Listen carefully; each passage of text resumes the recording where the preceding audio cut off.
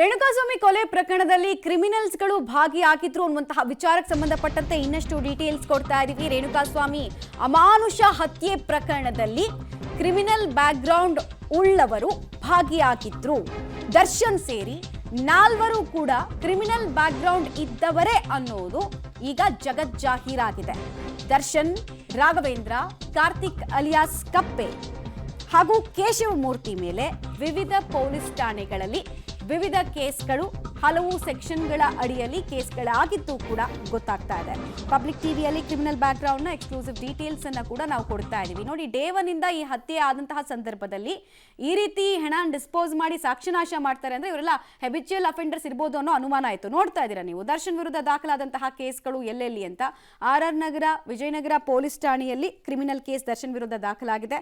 ರೇಣುಕಾಸ್ವಾಮಿ ಕೊಲೆ ಕೇಸ್ನಲ್ಲಿ ಸಾಕ್ಷ್ಯನಾಶ ಹಾಗೂ ಒಳಸಂಚು 120B ಅಡಿಯಲ್ಲಿ ಇವರ ವಿರುದ್ಧ ಸೆಕ್ಷನ್ಗಳು ಹಾಕಲಾಗಿದೆ. ಕಾಟೇರ ಸಕ್ಸಸ್ ಪಾರ್ಟಿ ಹಿನ್ನೆಲೆಯಲ್ಲಿ ಸುಬ್ರಹ್ಮಣ್ಯ ನಗರ ಠಾಣೆಯಲ್ಲಿ FIR ಆಗಿತ್ತು. ಲೇಟ್ ನೈಟ್ ಪಬ್ನಲ್ಲಿ ಪಾರ್ಟಿ ಮಾಡ್ತಾ ಇದ್ರು ಅನ್ನೋದಕ್ಕೂ ಸಂಬಂಧಪಟ್ಟಂತೆ FIR ಆಗಿತ್ತು.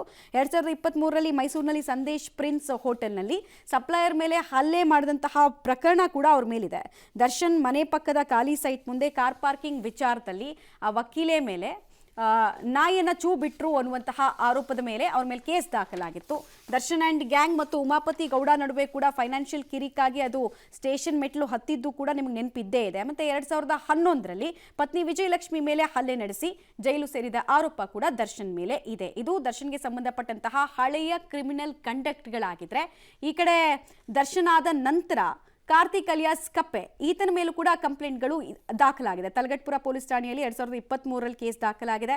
ಸೆಕ್ಷನ್ 506, 120B, 109 ಅಡಿಯಲ್ಲಿ ಪ್ರಕರಣ ದಾಖಲಾಗಿದೆ. 506 ಅಂದ್ರೆ ಬೆದರಿಕೆ ಹಾಕಿರೋದು, 120B ಅಂದ್ರೆ ಒಳಸಂಚು ಕ್ರಿಮಿನಲ್ ಕಾನ್ಸ್ಪಿರಸಿ, 109 ಅಂದ್ರೆ ಪ್ರಚೋದನೆ ಕೊಟ್ಟಂತಹ ಆರೋಪದ ಅಡಿಯಲ್ಲಿ ಕಾರ್ತಿಕ್ ಮೇಲೆ ಕೇಸ್ ದಾಖಲಾಗಿದೆ. ರಾಘವೇಂದ್ರ ಚಿತ್ರದುರ್ಗದಲ್ಲೂ ಕೂಡ ಹಳೆಯ ಕ್ರಿಮಿನಲ್ ಬ್ಯಾಕ್ಗ್ರೌಂಡ್ ಇದ್ದಂತಹ ಆರೋಪಿ ಅನ್ನೋದು ತಿಳಿದು ಬರ್ತಾ ಇದೆ. ಚಿತ್ರದುರ್ಗ ಪೊಲೀಸ್ ಠಾಣೆಯಲ್ಲಿ ಬೆದರಿಕೆ ಸೇರಿದಂತೆ ಹಲವು ಪ್ರಕರಣ ಈ ರಾಘವೇಂದ್ರ ಮೇಲ್ ಕೂಡ ಇದೆ. ಈ ಪ್ರಕರಣದಲ್ಲಿ A4 ಈತ. ಏನೋ ಕೇಶವಮೂರ್ತಿ ಬೆಂಗಳೂರಿನ ಗಿರಿನಗರ ಪೊಲೀಸ್ ಠಾಣೆಯಲ್ಲಿ ಕ್ರಿಮಿನಲ್ ಪ್ರಕರಣ ಈತನ ವಿರುದ್ಧ ಕೂಡ ದಾಖಲಾಗಿರುವುದು ಪತ್ತೆ ಆಗ್ತಾ ಇದೆ. ಡೀಟೇಲ್ಸ್ ಕೊಡ್ತಾರೆ ಮುರಳಿ, ನೇರ ಸಂಪರ್ಕದಲ್ಲಿ ಜಾಯಿನ್ ಆಗ್ತಿದ್ದಾರೆ. ಮುರಳಿ, ಇವರೆಲ್ಲರೂ ಹ್ಯಾಬಿಚುಯಲ್ ಅಫೆಂಡರ್ಸ್ ಆಗಿದ್ರು ಅನ್ನೋದಕ್ಕೆ ಈ ಎಲ್ಲ ದಾಖಲಾತಿಗಳು ಅಥವಾ ಈ ಎಲ್ಲ ಪ್ರಕರಣಗಳೇ ಸಾಕ್ಷಿ ಆಗ್ತಾ ಇದೆ ಅಂತ.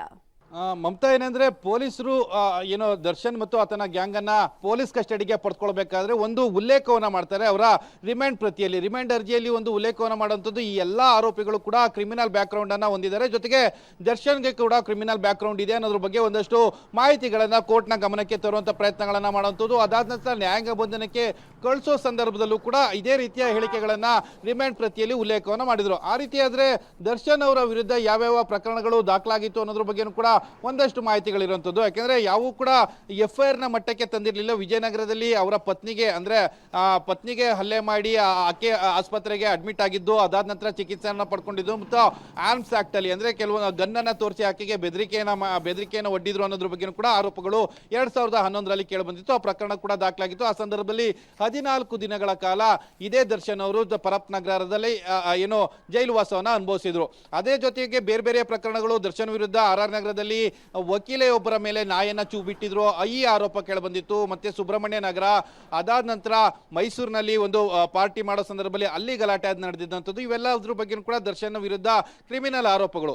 ಅದಾದ ನಂತರ ಕಾರ್ತಿಕ್ ಅಲಿಯಾಸ್ ಕಪ್ಪೆ ಇದೇ ಗ್ಯಾಂಗ್ ನಲ್ಲಿ ಇದ್ದಂತ ಸದಸ್ಯ, ಆತನೇ ತಾನು ಕೊಲೆಯನ್ನ ಮಾಡದೇ ಇದ್ರು ಕೂಡ ಕೊಲೆಯನ್ನ ಮಾಡಿದೀನಿ ಅಂತೇಳಿ ಆರೋಪವನ್ನ ಮೈ ಮೇಲೆ ಹೊತ್ಕೊಂಡು 30 ಲಕ್ಷ ಹಣಕ್ಕೆ ಡೀಲ್ ಆಗಿ ಪೊಲೀಸರಿಗೆ ಸೇರ್ಬೇಕು, ಪೊಲೀಸ್ಗೆ ಶರಣಾಗತರಾಗಬೇಕು ಮತ್ತು ಜೈಲ್ ಸೇರ್ಬೇಕು ಅಂತೇಳಿ ತೀರ್ಮಾನ ಮಾಡ್ಕೊಂಡು ಹೋದಂತವನು. ಆತನ ವಿರುದ್ಧ ಕೂಡ ತಲಗಟ್ಪುರ ಪೊಲೀಸ್ ಠಾಣೆಯಲ್ಲಿ ಒಂದಷ್ಟು ಪ್ರಕರಣಗಳು ದಾಖಲಾಗಿತ್ತು. 120B ಯಲ್ಲಿ ಮತ್ತು ಜೀವ ಬೆದರಿಕೆ ಈ ರೀತಿಯ ಕ್ರಿಮಿನಲ್ ಬ್ಯಾಕ್ ಗ್ರೌಂಡ್ ಅನ್ನ ಹೊಂದಿದ್ದ ಅನ್ನೋದ್ರ ಬಗ್ಗೆ ಮಾಹಿತಿಗಳು ಸಿಗ್ತಾ ಇರುವಂತದ್ದು.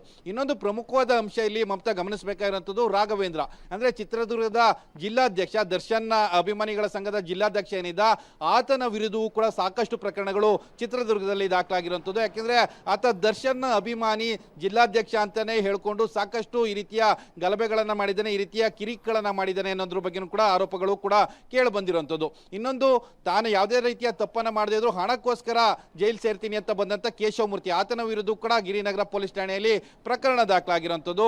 ಒಟ್ಟಿನಲ್ಲಿ ಇದೊಂದು ಕ್ರಿಮಿನಲ್ ಗ್ಯಾಂಗ್ ಅನ್ನೋದ್ರ ಬಗ್ಗೆ ಈ ಏನು ದಾಖಲೆಗಳಿದಾವೆ, ಈ ಪ್ರಕರಣಗಳಿದಾವೆ, ಈ ಪ್ರಕರಣಗಳು ಮತ್ತೆ ಸಾರಿ ಹೇಳ್ತಾ ಇರುವಂತದ್ದು. ಮಮತಾ.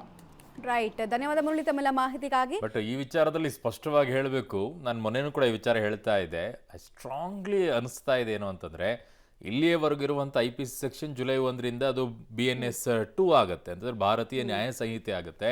ಅದರಲ್ಲಿ FSL ರಿಪೋರ್ಟ್ಗಳಿಗೆ ಅತ್ಯಂತ ಮಹತ್ವ ಇದೆ.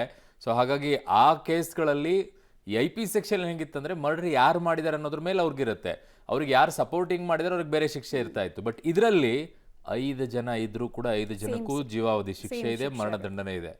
Very strong. ಜುಲೈ 1ರಿಂದ ಇನ್ನೂ ಚಾರ್ಜ್ ಶೀಟ್ ಆಗಿಲ್ಲ, ಅಪ್ಲೈ ಆಗುತ್ತೆ. ಬಹಳ ಕಷ್ಟ.